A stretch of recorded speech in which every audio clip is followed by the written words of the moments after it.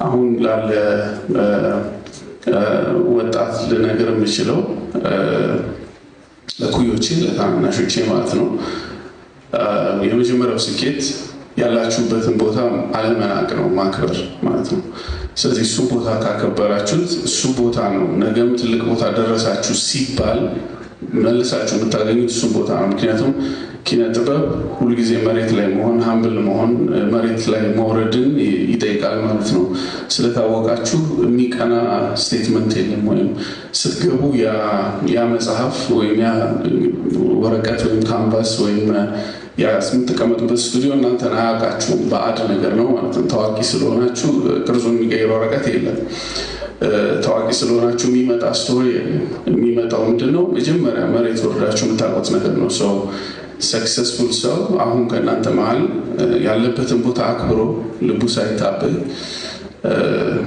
ስራውን አክብሮ ያለችውን እውቀት ለማስቀመጥ የሚሞክር ሰው ነው ማለት ነው። እዛ ጋር ሰክሰስ የሚያበቃው ያንን ነው ልናገር የምችለው።